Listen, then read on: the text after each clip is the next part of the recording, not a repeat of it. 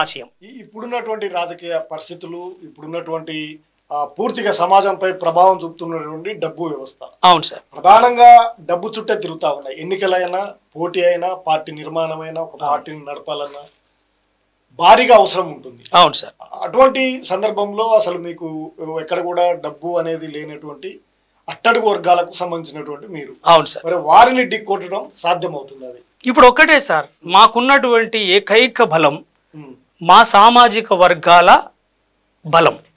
సంఖ్యాపరంగా మేము మెజారిటీ బలం, మేము మెజారిటీ, వాళ్ళు మైనారిటీ. కాబట్టి సంఖ్యాపరంగా మెజారిటీ. ఈ సంఖ్యాపరంగా మెజారిటీ ఉన్న వాళ్ళందరికీ ఈ వాక్యాన్ని, సిద్ధాంతాన్ని చేరవేసినప్పుడు వాడిచ్చే డబ్బు గోటితో, నా కాలు గోటితో సమానమని ఇసిరేస్తాడు. అది అక్కడ దాకా మేము రీచ్ కాలేదు, అంటే మా ప్రయాణం మరింత పెరగాలి. అట్లని చెప్పి నువ్వు డబ్బుతో వస్తున్నావు. అసలు ఎన్నికల నియమాలు ఏం చెప్తుంది సార్? ఫలానింత ఖర్చు పెట్టుకొని మీ పరికరాలు చూసుకొని ప్రచార వ్యవహారాలు తయారు చేసుకొని పోవాలని చెప్తుంది కాన్స్టిట్యూషన్, ఎన్నికల నియమాలు. దానికి విరుద్ధంగా పనిచేస్తున్నారు.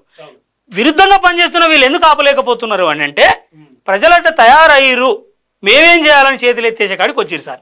ఇప్పుడు అట్లా తయారైన ప్రజల్ని బాగు చేయడానికి బీజేపీ పనిచేయదు, కాంగ్రెస్ పనిచేయదు, బీఆర్ఎస్ పనిచేయదు. మరి ఆ విధానంలో నుంచి బయటపడేసే పని ఎవరు చేయాలి సార్? మేమే కాబట్టి తీసుకున్నాం. ఖచ్చితంగా మాకు డబ్బుతో పని లేదు, ప్రజల హృదయాలతోటి, సిద్ధాంత బలంతో పోయి ఆర్గనైజ్ చేసుకొని మేము తీసుకురాగలుగుతాం.